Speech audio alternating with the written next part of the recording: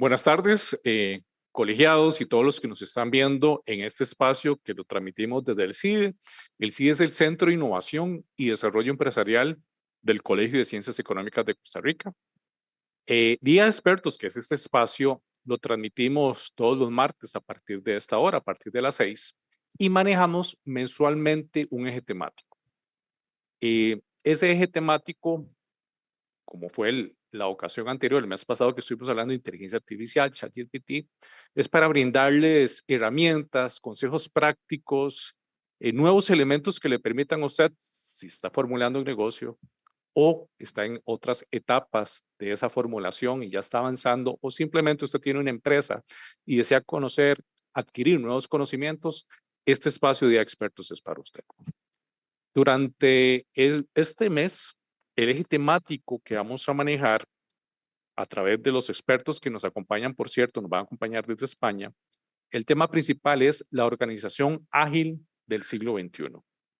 Antes de presentar al experto que nos acompañará en esta primera sesión a manera de apertura, quiero invitarles también a que en esta misma transmisión puedan hacernos las consultas, las dudas que tengan o alguna otra pregunta relacionada con el tema. Entonces, este tema, la organización ágil del siglo XXI, como les comentaba, lo vamos a abarcar durante este mes.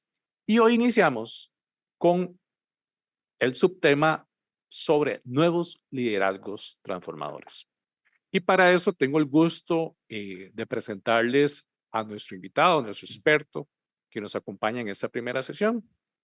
Él es el máster Virginio Gallardo, él es socio consultor de Humanova. Virginio, de hecho, como les comentaba, nos acompaña desde España. Él es consultor en gestión de cambio, además desarrollo y dirección y transformación cultural, así como diseño de procesos que durante más de 25 años lo ha aplicado en diversas empresas consultoras internacionales, algunas como Accenture, el High Group, entre otros. Además, trabajó en la dirección de recursos humanos de una empresa llamada Akbar. Sus principales áreas de experiencia son, por ejemplo, el desarrollo organizacional, los diferentes estilos y modelos de liderazgo, así como la consultoría a nivel de la alta dirección. Su formación y experiencia en coaching de equipos directivos y a la experiencia que contiene a nivel de la formación y acompañamiento de altos directivos es lo que le permite también abarcar de una manera integral todos los diferentes procesos relacionados con la organización y especialmente esa dirección. Como formación, él cuenta con una licenciatura en Psicología Social de la Universidad Autónoma de Barcelona, técnico especialista en informática, es máster en estadística multivariable de la Universidad Central de Barcelona, cuenta con una maestría también en administración de empresas, conferencista internacional y escritor de diferentes libros de management, así como transformación, innovación e impacto tecnológico. Virginio, de nuevo las gracias por acompañarnos en esta primera sesión y adelante, por favor. Buenas tardes desde Barcelona, muchas gracias Julio, muchas gracias al CIDE por invitarme. Bueno, pues efectivamente vamos a hablar de las organizaciones del siglo XXI, de las organizaciones ágiles, y hoy nos toca hablar del primer elemento, que son los nuevos liderazgos. No hay organización ágil, no hay nuevas organizaciones, no hay organizaciones rápidas, que es lo que queremos, sin estos nuevos liderazgos. Mirad, lo que vamos a ver para analizar las nuevas formas de trabajo, esta nueva organización del siglo XXI, vamos a ver 4 aspectos en estas 4 sesiones. Los nuevos liderazgos, la cultura, los entornos de aprendizaje y ágiles y los equipos ágiles, que es probablemente lo más conocido. Hoy estoy yo, pero nos acompañará la primera y la segunda palanca la haré yo, y la tercera y la cuarta la harán mis compañeros. La tercera la hará Marc y la cuarta la hará Alicia. Por lo tanto, os invito a continuar conectados en estas sesiones, porque no dejan de ser un marco de referencia. Muy bien. Pues si os parece, vamos a empezar lo que sería... la gran pregunta que nos hacemos es, bueno, ¿por qué necesitamos nuevas organizaciones? ¿Qué está pasando? Sí, no funcionan las que había. ¿Qué les pasa a las organizaciones tradicionales? ¿Por qué tenemos que hablar de organizaciones del tipo que sean nuevas? Vamos a hacer unas pequeñas reflexiones de forma muy rápida que nos pueden dar pistas sobre qué está pasando en el entorno, cosa que probablemente todos sabemos, pero merece la pena recordarlo. Vamos a ver, lo primero, bueno, aquí están los 4 facilitadores, mis compañeros y yo. Vamos a ver el entorno. Mirad, todos sabemos, ya sé que acabáis de hacer traer expertos de inteligencia artificial la semana pasada, todos sabemos que estamos realmente en una revolución tecnológica, una revolución digital que no tiene parangones, además nos va a cambiar en las formas de trabajo de forma increíble, los procesos de trabajo, nos va a cambiar los procesos de negocio, nos lo va a cambiar todo. Lo que sucede es que esa transformación tecnológica es tan rápida que las organizaciones no son capaces de adaptarse. Es decir, aquí la ley de la disrupción lo que nos dice es que va a una velocidad tan elevada que la organización la intenta seguir, pero no puede. Y eso se llama brecha. Hay una brecha. Y la brecha es cada vez más elevada. ¿Por qué se produce? ¿Cuál es el problema entonces de la revolución digital? Mira, el problema de la revolución digital es que la mayoría de los procesos de cambio no tienen éxito. Ese es el problema. O sea, las organizaciones no pueden cambiar al mismo ritmo que lo hace la tecnología o el cambio del entorno. Básicamente la tecnología. Hay nuevos competidores, hay nuevos entrantes, hay más exigencias de productividad, no importa.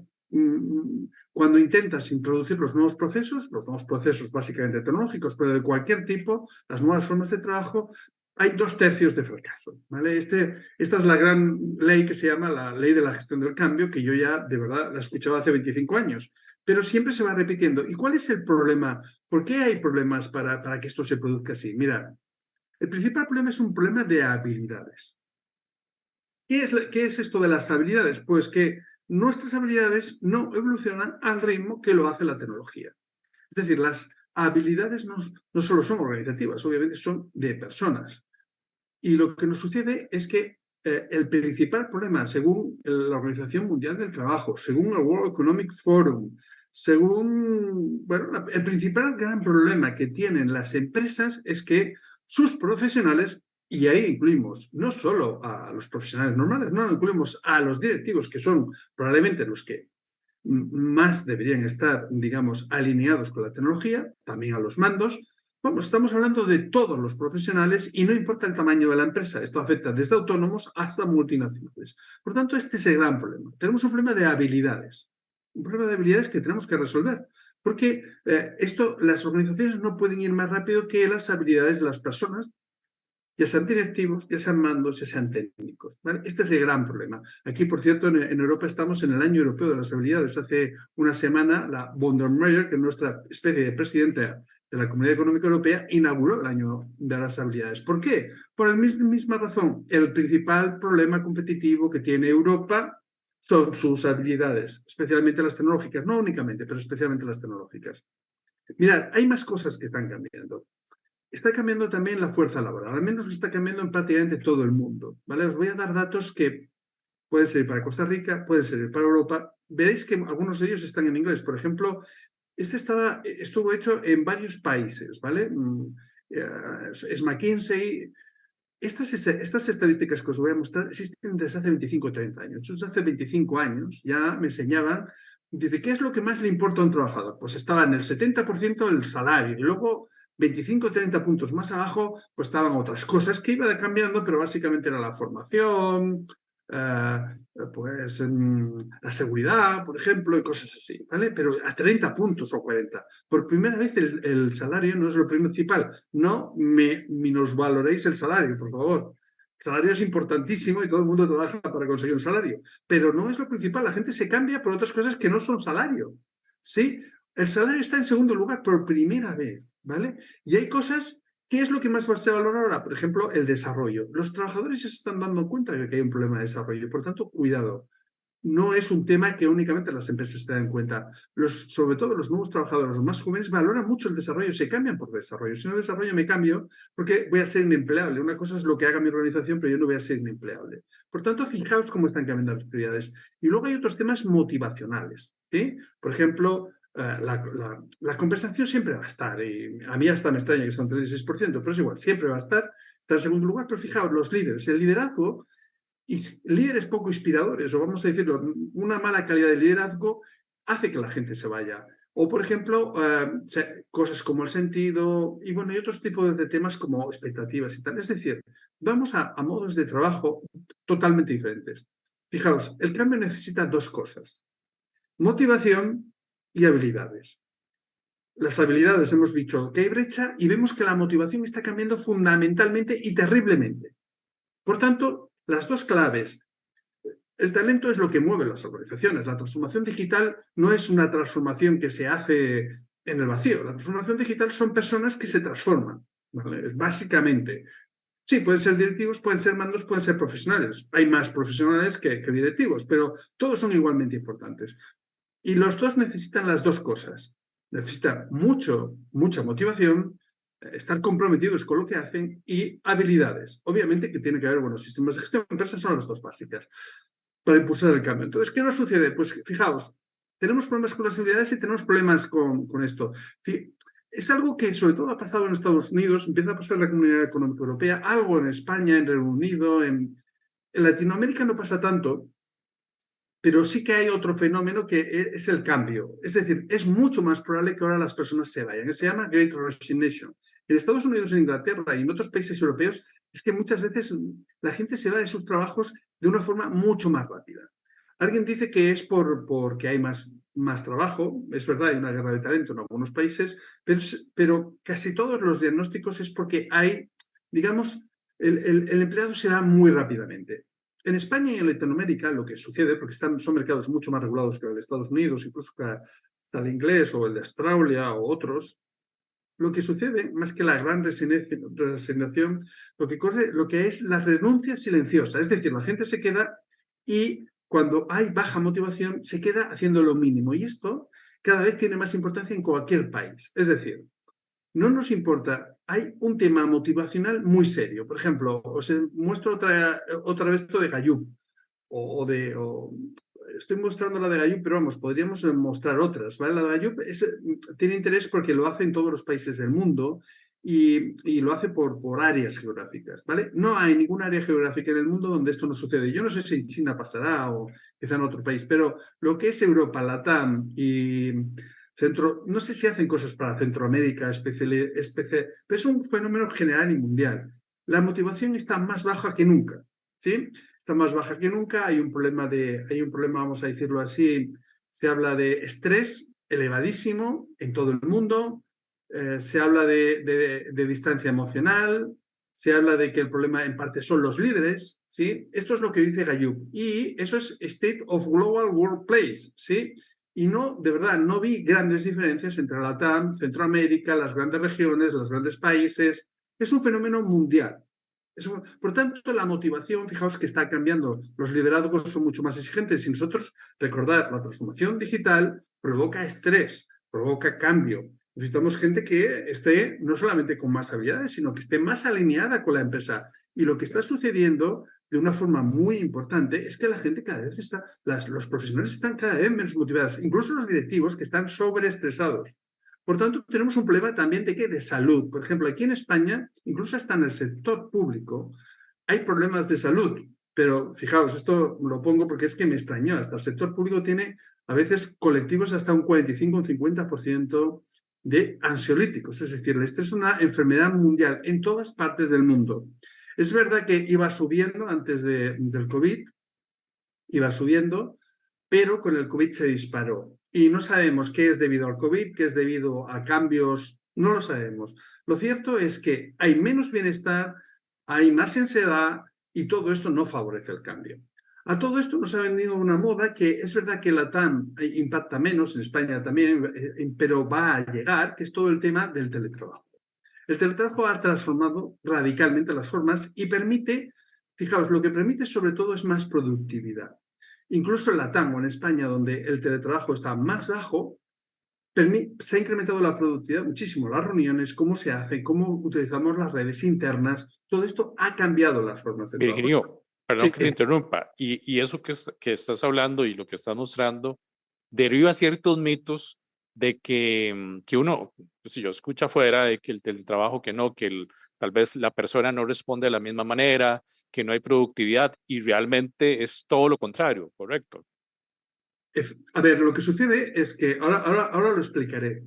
Primero, hay sectores, y esto en Costa Rica también sirve, ¿vale? Hay sectores como, por ejemplo, el TIC, donde ya, si tú quieres coger a alguien de Power BI o alguien que sea experto en Big Data, le tendrás que pagar el triple o no lo encontrarás. Si quieres que venga a trabajar a tu empresa. Dice, no, usted tiene que trabajar allá. Digo, oiga, pero ¿y me pegarán o no? Porque casi te preguntarán eso. Digo, es que casi les estás agrediendo, pero eso solo le pasa a los profesionales que son, vamos a decirlo así, muy demandados. ¿Quiénes son los TIC? Y esto no cambia demasiado por territorio, ¿vale? Los TIC, los profesionales de tecnología tienen esto. Por tanto, cuidado, es algo que los profesionales quieren, pero no siempre los jefes. Por ejemplo, la mejor encuesta que yo conozco, porque he trabajado muchos años para Microsoft y utilizan muy buenas encuestas, la mejor encuesta dice algo paradójico, Julio, y ya verás, y va en el sentido que tú dices. Los profesionales creen, un 90% de los profesionales creen que se trabaja mejor desde casa, se es más productivo, pero sin embargo los jefes no se acaban de fiar. Y esto pasa especialmente en LATAM. ¿Por qué? Porque si encontramos que hay un porcentaje de profesionales que está desmotivado, en realidad lo que está pasando es que hay jefes que piensan que algunos de sus empleados pueden no querer trabajar porque los ven desmotivados. Entonces prefieren controlarlos, prefieren el microcontrol. Pero eso no quiere decir que sean más o menos productivos. El señor que es productivo, digámoslo así, será mucho más productivo en su casa. Pero probablemente el que no sea productivo y esté desmotivado, pues cuando se quede en su casa verá Netflix, para entendernos, ¿sí? Es decir, y ese yo creo que es el gran miedo que tienen muchos de los empresarios. Es un medio, digamos, medio justificado. Lo que pasa es que penaliza a los buenos trabajadores, digámoslo así, porque los buenos trabajadores obviamente son más productivos si trabajan 2 días, teletrabajan 2 días desde su casa o 3 días, son más productivos. Pero ¿qué sucede? Que con el micromanagement, el no fiarme, la falta de confianza, que en algunos casos debe ser cierta, yo no quiero ahora, pero en muchos casos no lo es, pues no sucede así. La idea es que si tú tienes trabajadores muy productivos y muy comprometidos, hacerlos venir a trabajar es el desastre mayor porque efectivamente estás bajando la productividad. Todo esto, la motivación, la brecha digital, las nuevas formas, las posibilidades de nuevas formas de trabajo, los problemas de motivación súper serios, porque estamos hablando de depresión, estamos hablando de ansiolíticos, estamos hablando de estrés que afecta a todo el mundo. Todo esto lo que nos está diciendo es que hay algo que tiene que cambiar. Hay algo que tiene que cambiar. Las empresas necesitan más rapidez, porque la tecnología lo que implica es más rapidez. Los procesos cambian más rápido y si te despistas 2 o 3 años, ya vino alguien y te cogió tu parte del mercado, te mejoró el proceso, te mejoró la calidad, te mejoró los precios. Es decir, no puedes dormir, te necesitas más rapidez y la tecnología implica más rapidez, pero esas empresas más rápidas y más ágiles resulta que tienen todos estos problemas. Entonces, ¿qué está sucediendo? Pues efectivamente, cada vez que le bajamos más, la red tiene más importancia y se están introduciendo metodologías que lo que intentan es dar más rapidez a todo esto, ¿sí? Fijaos que aquí la red se supone que es más rápida, más ágil, más, ¿sí? O sea, la red lo que hace cada vez más, se hacen más equipos, más proyectos que funcionan en red. Todo eso está desordenando la organización tradicional, ¿sí? Esa organización que se llama dual, Kotel la llamaba dual, bueno, hay muchas formas de llamarla, cada vez tiene más importancia y las metodologías ágiles, que no tienen que ser Scrum, Design Thinking, no, simplemente es dar más poder a los trabajadores. Esto, alguien diría que el toyotismo, cuando cada trabajador trabajaba en equipos para mejorar la calidad, podía ser, pues, equipos autogestionados y hace 40 años que existían y muchas de vuestras empresas industriales los conocían hace 40 años. Tampoco es que sea tan nuevo, es darle más poder a los equipos para que mejoren y para que cambien. Eso sí, es verdad que hay algunas metodologías como Scrum y tal, nosotros estamos especializados en alguna de ellas, por ejemplo en Scrum, pero no es necesario, es que tiene que haber cada vez más poder. Y luego está el problema de las habilidades. Por eso nosotros dibujamos este nuevo tipo de organización. Cada vez hay más proyectos, hay más iniciativas, hay más equipos, hay una jerarquía que llamamos ágil e innovadora y por otra parte cada vez más hay lo que llamamos equipos que aprenden en el flujo de trabajo. Se comparte más, hay más canales de comunicación, hay más canales de gestión del conocimiento, hay más canales, vamos a decirlo, de comunicación y colaboración, pero para saber qué está pasando o para saber cómo acelerar el conocimiento. Y este es el futuro, esta parte de la derecha es el futuro. Bueno, todas estas cosas lo que exigen claramente es un nuevo tipo de liderazgo. O sea, para este nuevo tipo de organizaciones, para estos retos que tenemos, que son retos importantísimos y que yo os diría hace 4 años, muchos de ellos, ni el teletrabajo, ni esta falta de motivación, ni los cambios que está habiendo, ni la importancia de las habilidades. Sí que es verdad que la tecnología lo veíamos hace más tiempo, hace 7, 8, 10, 12 años, yo creo que ya estaba súper de moda la transformación digital, pero todos estos cambios tan profundos son relativamente recientes. Por tanto, necesitamos una nueva organización y para eso, de las 4 palancas que vamos a ver, la primera es el liderazgo, es decir, todo para pilotar organizaciones más rápidas, para pilotar organizaciones donde los equipos, el equipo y el individuo están más empoderizados, se necesitan nuevos directivos, porque si no es imposible. No directivos más digitales, que quizá también, no, directivos que hagan las cosas de otra forma. Perdón, Virginio, pero que te interrumpa, porque vamos a ver como manera de recuento y siguiendo la línea de lo que nos estás compartiendo.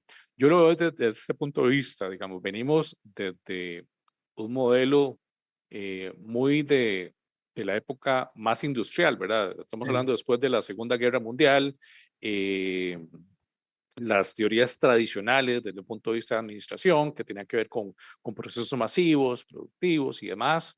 Y, y ahorita ese molde o esos paradigmas relacionados con esos estilos no comulgan, yo lo veo de esa forma, no sé si tiene que ver un poco con lo que estás Eso sí, mencionando, no comulgan con esta evolución que se está teniendo, porque entonces, y yo ahí yo te pregunto, antes tal vez de entrar ya al tema de esos nuevos liderazgos, ¿cómo, o sea, yo lo que veo es que esto no solo ya está generando como una ruptura, que lo vemos en aquellos que se van porque ya no ni siquiera, en los ejemplos que nos diste de esos estudios, ni siquiera se está hablando de que me voy por salario, no, me voy o la persona se va porque no tiene ese camino de ese desarrollo profesional o ese desarrollo personal.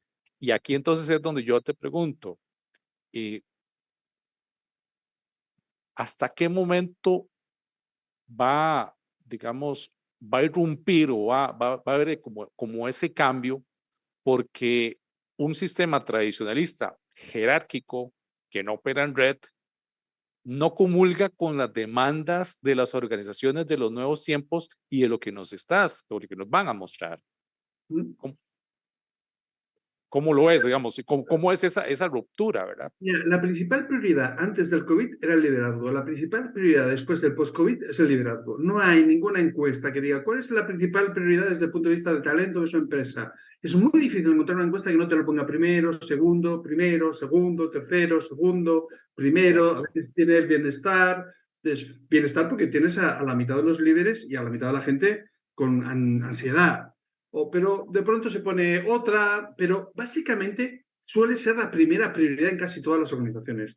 Nosotros llevamos 15 o 20 años haciendo modelos de liderazgo. Lo hemos hecho en España, lo hemos hecho también para una empresa de la TAM, pero obviamente estamos más situados en España. Lo hemos hecho para gobiernos públicos. El modelo que os vamos a explicar ahora sirve para las organizaciones más grandes, bancarias, por ejemplo, o de otro tipo, españolas, pero también sirve para la administración pública. Es decir, no es un tema de sector, no es un tema de ser tecnólogo, no. Es que Correcto. los tres, nosotros, por ejemplo, aquí en España, donde hay más concentración de administración pública, no es en el Estado central, sino en las autonomías, en las regiones. Por ejemplo, Andalucía o Cataluña pues nosotros, por ejemplo, ahí lo estamos haciendo también. Es decir, afecta a cualquier tipo de organización, incluso a una organización aparentemente que tiene que respetar la burocracia, porque tiene su sentido, como la administración pública. Afecta a todas.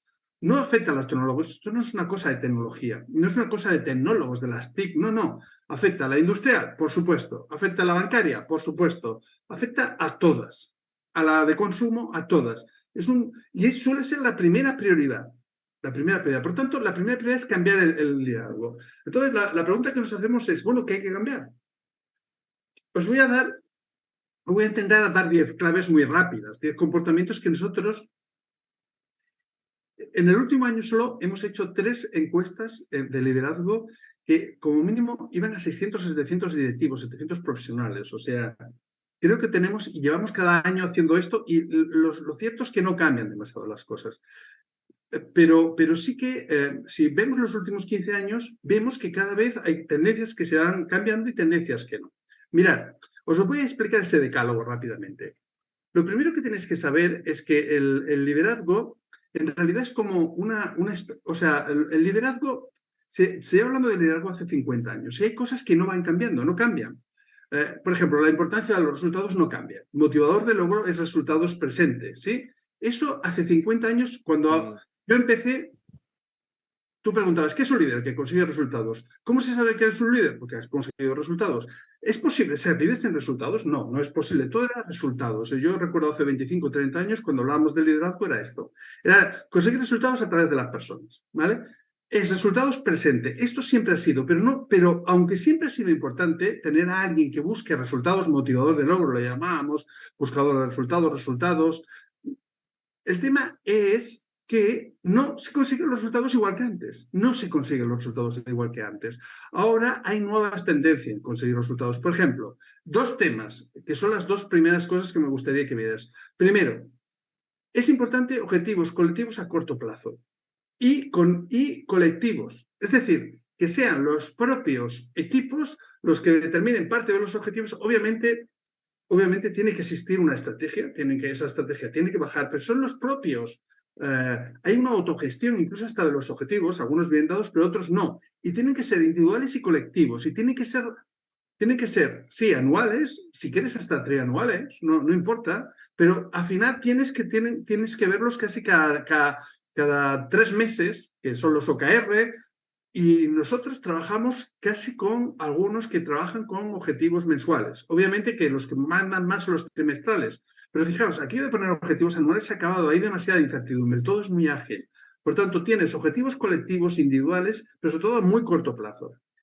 Exige mucha disciplina conseguir que una estrategia se haga anualmente. Mucha disciplina. Pero ya conseguirla que se haga trimestralmente consigue más. Y que además haya equipos que de vez en cuando, respecto a esos objetivos trimestrales, te vayan consiguiendo hitos, que son los OKR, es mucho más complejo. Y esa es la nueva, o sea, esa es la nueva forma de pensar. Todo cambia muy deprisa.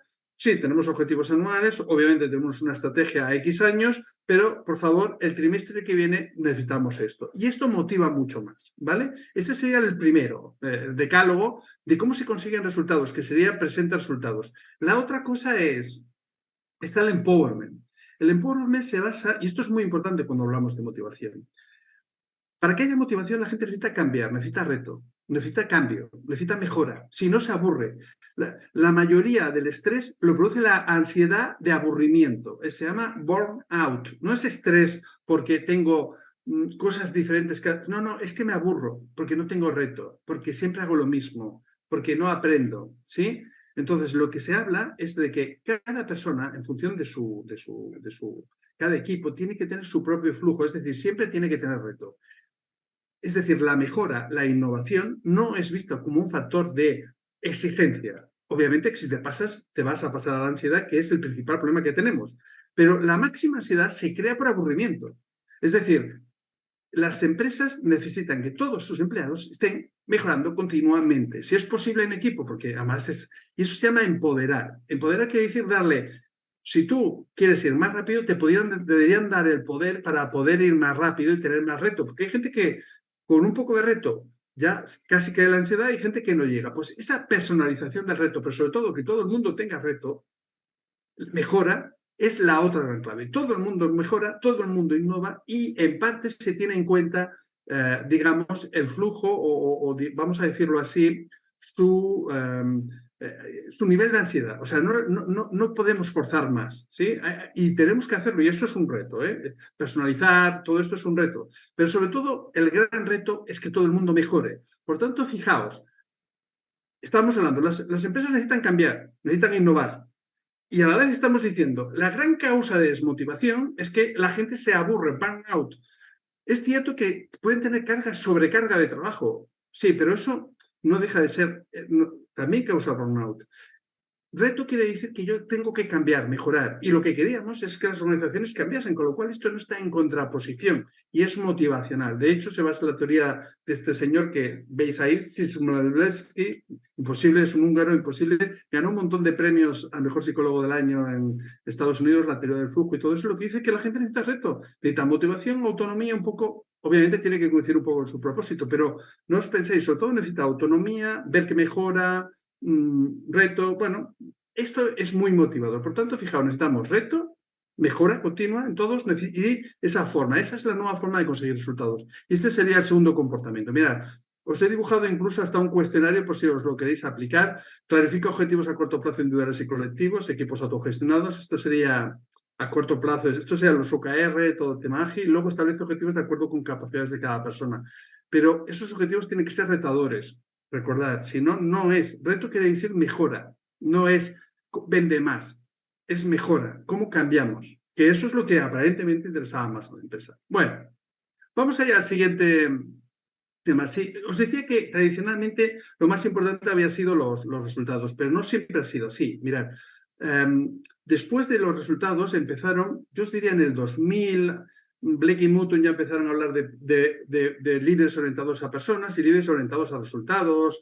Había el situacional, empezaron a hablar de que, sí, un líder consigue resultados, pero a través de las personas. Y lo importante son las personas, y para eso tenían que ser desarrolladores. Y ya yo os diría incluso ya, es algo que se va continuando y se le da importancia, y se le da importancia hace 5 años y hace...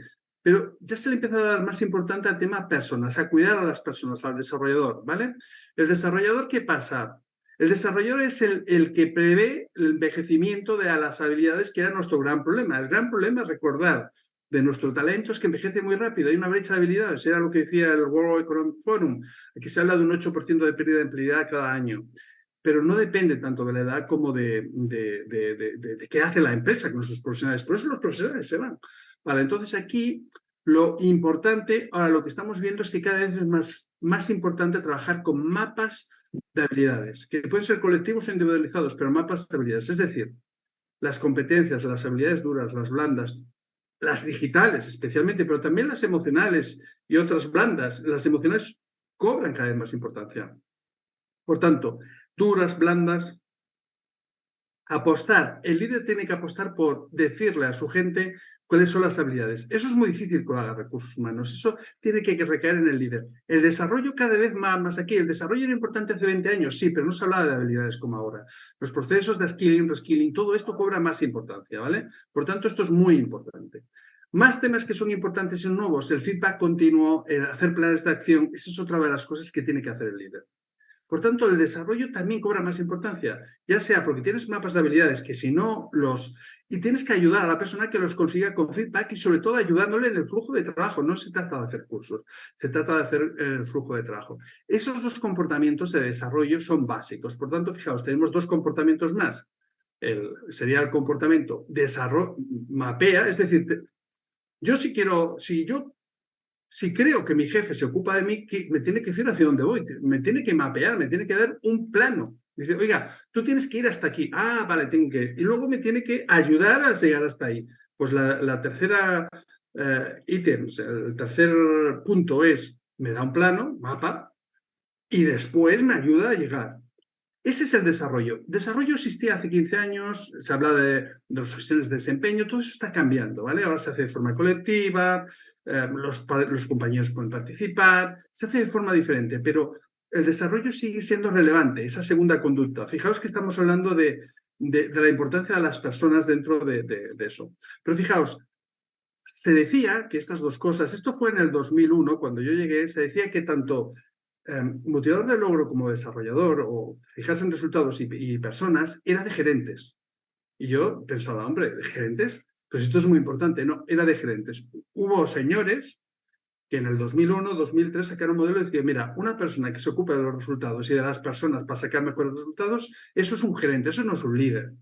Los líderes innovan, transforman. Ese era Warren Bennis, mucha gente empezó así. De hecho, casi todos los modelos que nosotros hacemos, cuando hacemos modelos, desempeños, potenciales, cuando vemos los directivos, cuando hacemos los cuestionarios, casi todos les llaman liderazgo transformador, proactivo, liderazgo transformador. ¿Sí? Por eso incluso fijaos que esta presentación se llama liderazgo transformador, ¿sí? Porque es este estilo que vamos a hablar el que le da más importancia al liderazgo. A partir del 2005, 2000, ya casi todos los modelos de liderazgo empiezan a traer el tema de proactividad, de fijarse en el futuro. Era el que se mira al futuro. ¿Sí? Proactivo es el que mira al futuro. El de resultados miraba al presente y el desarrollador también, según cómo miraba un poco al presente. Y eso se consideraba, ya sea fuera por resultados o personas, se considera de presente. Y eso estaba como menospreciado y se decía que eran gerentes. Es muy importante, ¿eh? No hay que menospreciar los dos primeros estilos y de hecho las empresas los quieren, ¿vale? O sea, no es cierto. Pero lo que sí que es cierto es que incluso hasta la administración pública, yo os diría, en este último año habré hecho 3 modelos que afectan a unas 50.000 mandos directivos, como mínimo, o sea, que son bastantes. Pues los 3 modelos que he hecho, por ejemplo, para dirección pública, se llaman transformador,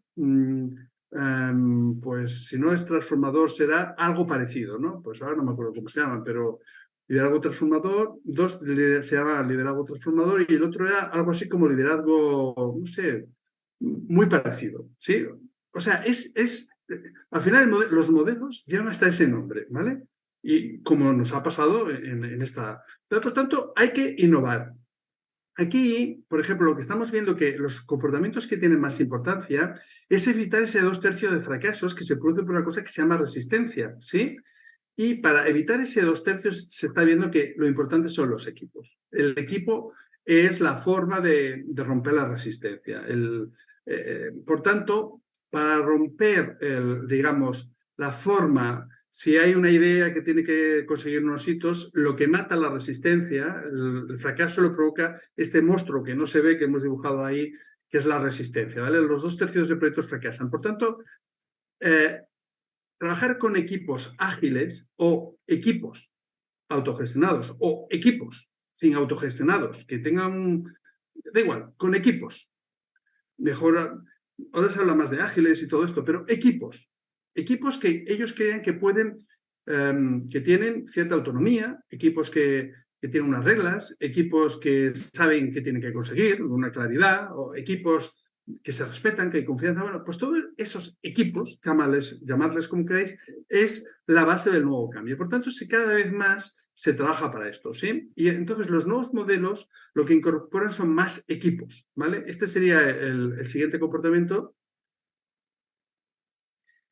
A ver, equipos autogestionados y equipos ágiles. Vale, por tanto, fijaos, aquí el tema, los 2 comportamientos que os propongo es la importancia del equipo, por tanto, de crear equipos y cómo se gestionan esos equipos. Eso se llaman ecosistemas innovadores.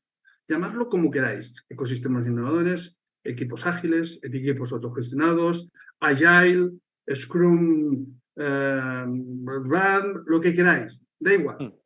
El tema es que yo participo en esa innovación, mi jefe, mi líder, me coge y me pone en equipos para conseguir cosas. No es que yo consigo la mejora yo solo, no. Eso son equipos con una cierta autogestión, que no están... O sea, esto no es... tú haces esto, tú haz lo otro, sino es un poco... hay una cierta iniciativa, bueno.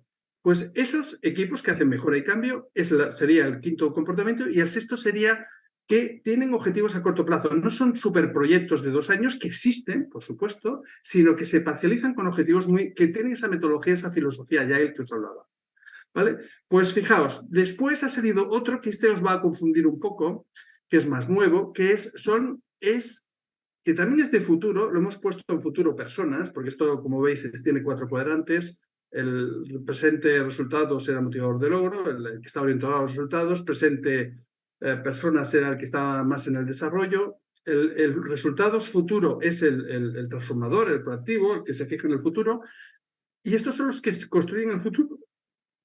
Y para eso nosotros nos gusta poneros esta transparencia, porque los equipos no solamente sirven para innovar, también sirven para desarrollo, para colaborar, para vigilar el mercado, para gestionar el conocimiento, para ver en qué se ha equivocado. Todo eso también se hace en equipo. El aprendizaje, ese gran problema que tenemos, que era el aprendizaje, no se hace solo. No se hace solo. El aprendizaje se hace en equipo. Se hace en el flujo de trabajo trabajando.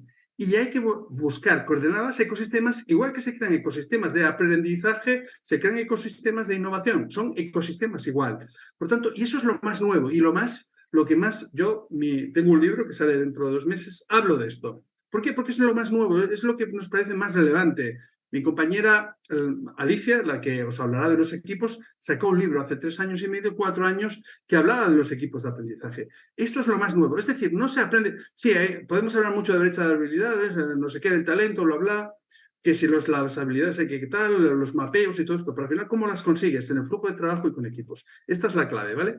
Y luego hay varios tipos, hay algunas que son más de, vamos a decirle, desarrollo y aprendizaje, otras de involucración, es decir, hace diferentes tipos de equipos, ¿vale? Por tanto, la conducta 7 sería crea pues esos 2 tipos de equipos, algunos más relacionados con comunicación, colaboración, compromiso, involucración, que son básicos para el cambio, y otros son más de desarrollo y formación, ¿vale? Bueno, esto ya es más técnico. Y por último, fijaos, algo que no incorporábamos hace ni siquiera 6 o 7 años. Yo en un libro que tengo, esto salía en un libro hace 15 años, salió en un libro, este modelo salió en un libro hace también 8.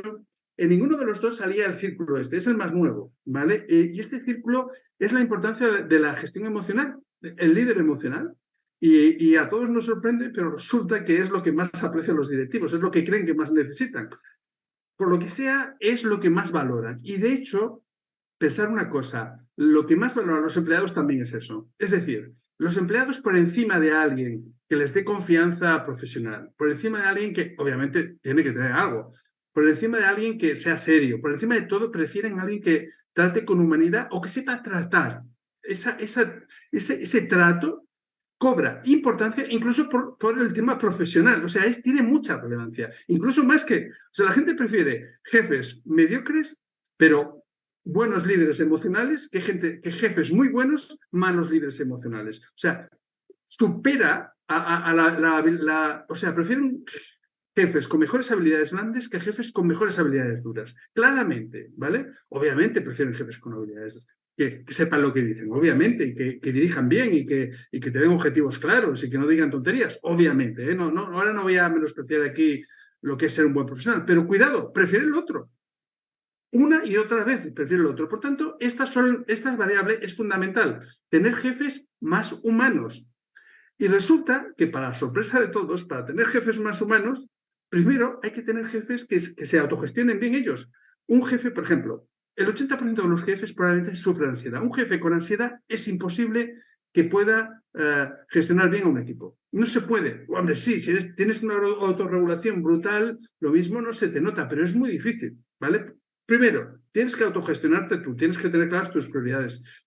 Eso que decían, primero gestiónate, lidérate a ti mismo, es la base de la inteligencia emocional. Por tanto, fijaos, la conducta 9 no tiene que ver con los otros, sino, y te lo piden, ¿eh? Y los responsables, los directivos, cuando pasamos este tipo de cuestionarios, no te dicen que esto no es importante. Le dan tanta importancia como cualquier otra cosa. Por tanto, la autogestión, saber cuáles son las prioridades, sobre todo gestionarte bien las emociones, porque las emociones matan.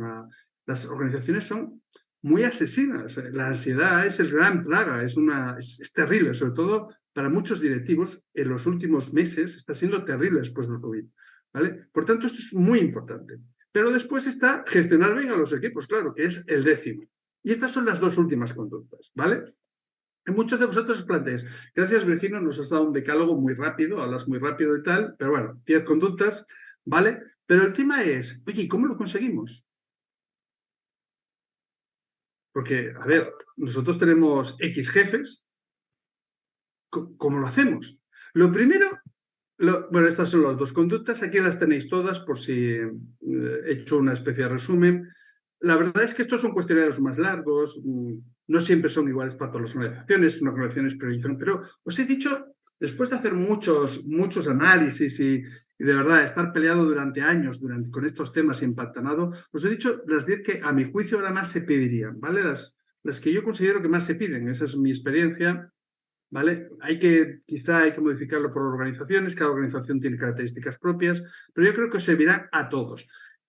Por tanto, fijaos, el liderazgo tiene que cambiar. Si no hay nuevos liderazgos, no hay nuevas organizaciones. Si no hay nuevas organizaciones, no se puede ir rápido, pierdes competencia y el talento no te sirve o digamos que lo estás subutilizando. El liderazgo es la piedra principal, la palanca número 1 de cualquiera de las palancas. Por eso lo ponemos en el número 1. Entonces, ¿qué hacen las grandes organizaciones que tienen más medios? Pues obviamente lo que hacen es identifican el talento desde el principio. Nosotros, por ejemplo, en la Caixa, cuando la Caixa tiene, no sé, 30.000 oficinas o 35.000, con lo cual, imaginaos, tiene 35.000 jefes. Es el banco que con más sucursales, por ejemplo, de España. ¿Qué sucedía cuando hicimos este modelo? Pues claro, para poder subir a jefe de oficina tú tienes que tener potencial, si no, no subes, aunque sea una oficina pequeña. Como segundo de oficina ya tienes que tener potencial. Entonces, en función de tu potencial de liderazgo, puedes subir o no puedes subir, pero primero hay que identificar el talento. Lo primero que hay que explicar a los jefes no suelen ser, si están ahí, debe ser por algo. Y no suele ser solo por cosas azarosas, suelen ser porque suelen ser mejores o algo mejores que el resto. Y por tanto tienen una capacidad de adaptación. Si se lo explicas ya es mucho.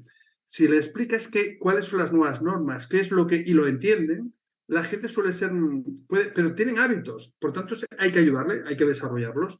Y sobre todo, lo que hay que intentar es que los que suban tengan esas capacidades. Hay que evaluar y hay que desarrollar, evaluar, desarrollar, evaluar, desarrollar. Ahí la verdad es que la mayoría responde bien, no todos, pero yo diría que la mayoría mejora. Y además hay que poner sistemas alineados con eso. Es mejor que alguien pues, les ayude a establecer esos equipos, es mejor que alguien les ayude a establecer esos objetivos, es mejor que los sistemas ayuden. Los procesos de gestión, como veremos en la siguiente sesión, son muy importantes. Luego, tiene que haber políticas de reconocimiento que nos aseguremos de que estamos diciendo quiénes son los mejores o no de alguna forma. Esto es un tema muy delicado, hay que hacerlo con mucha sensibilidad, pero es la base. Y finalmente se promueve, hay planes de sucesiones y, ¿por qué no decirlo? Personas que son excelentes profesionales, pero no son excelentes jefes y que quizá hay que apartarlos. Si es posible, pues apartarlos, digamos, lateralmente o no es necesario. El talento cada vez es más escaso y no es bueno echarlo de las empresas.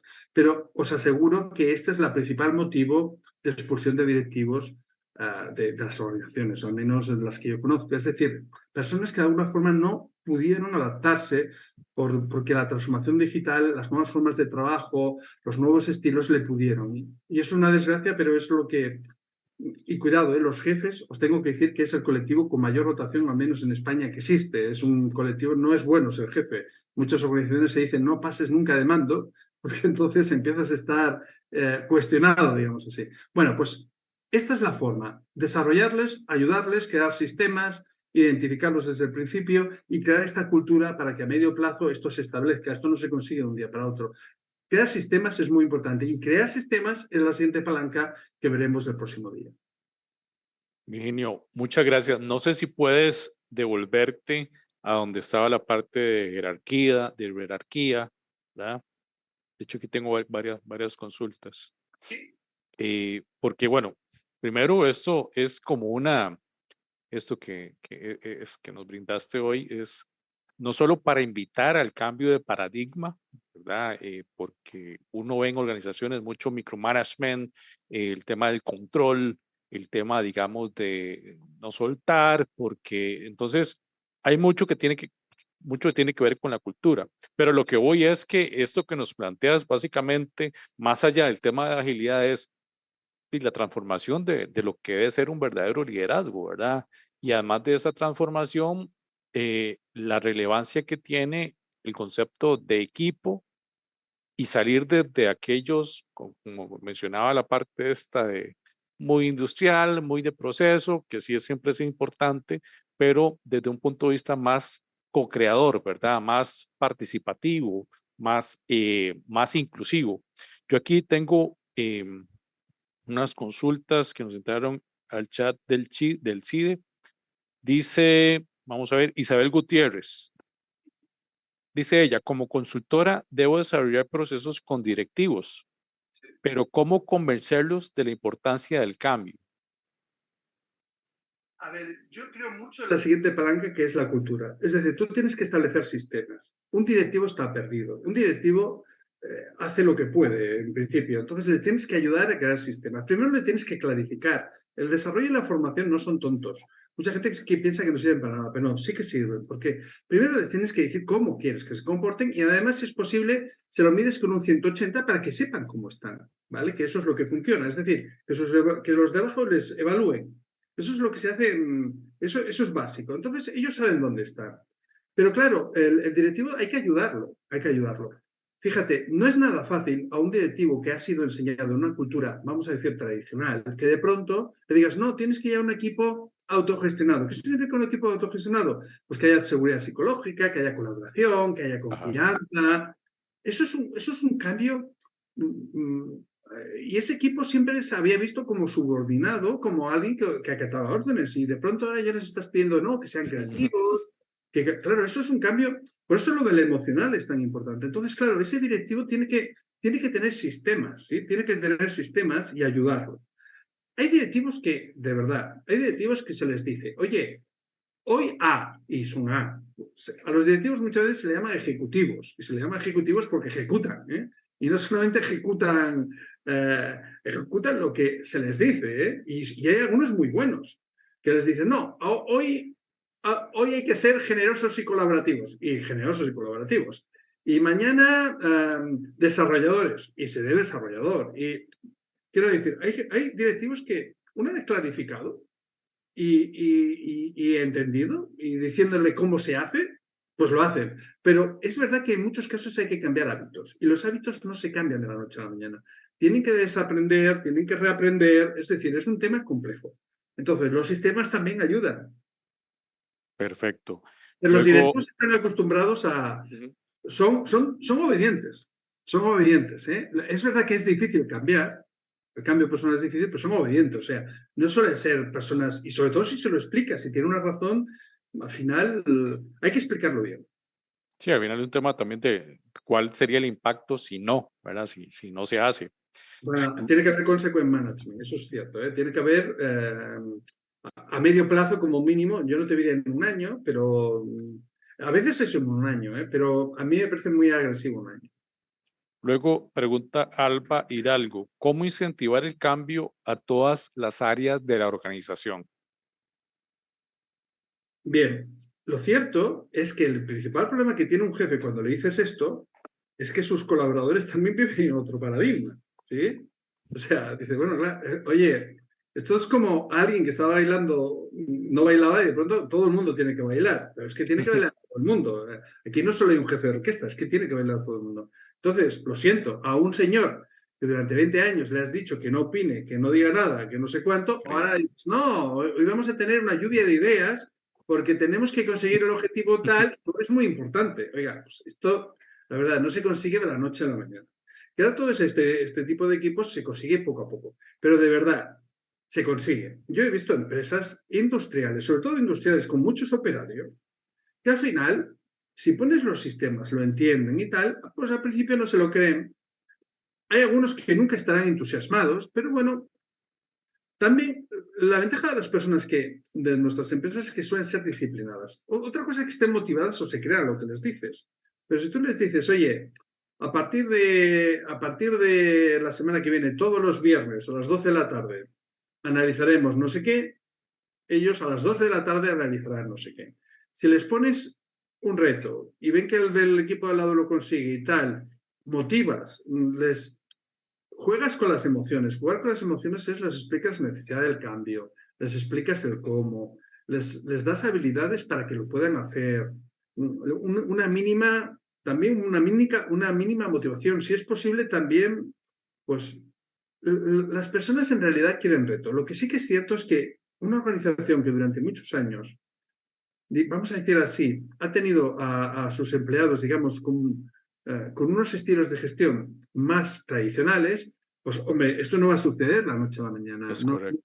Pero bueno, se puede hacer. O sea, el tema es crear sistemas y se hace, al final se hace. Incluso, ya os digo, yo he visto operarios en tiendas, carniceros. Nosotros hemos estado en supermercados, en cadenas de supermercados muy grandes, que decían, pero ¿cómo quieres que los jardineros hagan ecosistemas de aprendizaje? Pues los hacen con sus móviles. O sea, al final todo el mundo se acaba adaptando. Es cierto que ahí tiene que haber una gestión del cambio y Sí. los incentivos. Y retomo eso que mencionaste, que si una organización, una empresa ya tiene o por muchos años ha manejado un cierto estilo, no es como, diciendo ¿verdad? Un poco lo que hablabas, no es de la noche a la mañana, tal y como lo estás indicando, ¿verdad? El cambio. Y menos cuando hablamos de una cultura como tal, ¿verdad? Todo el tema, que eso yo sé que en los próximos episodios lo vamos a abarcar. En el siguiente sistema hay que cambiar, para ayudar a los jefes y a los empleados hay que cambiar los sistemas de gestión. La comunicación, las mediciones, los KPIs, cómo se retribuye, los variables, el desempeño, cómo se dice a alguien que es bueno o es malo, cuándo se le dice, cómo se forman los equipos, cómo se cambian las personas. Todo lo que afecta a la motivación hay que cambiarlo. Y eso se llama cultura. Y eso también es muy importante. Pero ese es el siguiente, porque si no tienes a los líderes, la cultura son como mecanismos, pero tú necesitas líderes o sea, esos son herramientas, pero tú necesitas a los que manejan las herramientas y los que manejan las herramientas son Correcto, estos señores. correcto, tal cual. Virginio, y bueno, no sé si puedes devolverte nada más donde venían los siguientes episodios, ¿verdad? Los siguientes Sí. programas. Bueno, agradecerles también a los que nos acompañaron. Les recuerdo que este es eh, el primer tema relacionado con el eje temático que vamos a manejar durante este mes en el CIDE a través de estos espacios, que es la organización ágil del siglo XXI. Entonces, la próxima sesión vamos a estar igualmente con Virginio, que nos va a compartir sobre este tema, cultura, empleo digital, de qué se trata. Luego, en la tercera sesión sobre entornos colaborativos y aprendizaje, y después de trabajos en red. Antes de finalizar esta transmisión, no sé si querías agregar algo más, Virginio, sino ya para despedirnos. Bueno, pues os invito a la próxima sesión donde lo que vamos a ver es, vale, ya tenemos a los directivos alineados, saben que es importante, saben lo que tienen que hacer, les hemos dicho sus comportamientos, pero necesitan ayuda. La ayuda se llama sistemas de gestión y tienen que impulsar el cambio.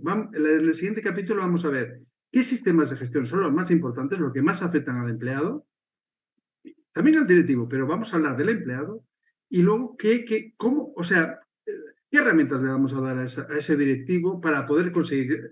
La cultura son procesos de gestión y es un proceso de cómo involucrar a ese empleado que no sabe si creerse ahora que su jefe le está pidiendo no sé qué, no acaba de entender por qué la organización de pronto hace no sé qué, pues cómo involucramos a ese empleado.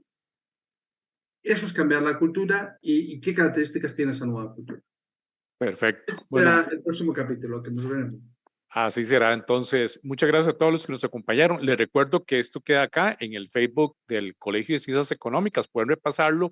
Y si no, en el perfil de YouTube del mismo colegio, en la lista de reproducción del CIDE, ahí encontrará no solo este episodio, sino los episodios anteriores que hemos desarrollado, así como otros programas e información sobre las cosas que hacemos acá en el CIDE. Que tengan una feliz noche y nos vemos la próxima semana, Dios mediante. Bendiciones. Buenas noches.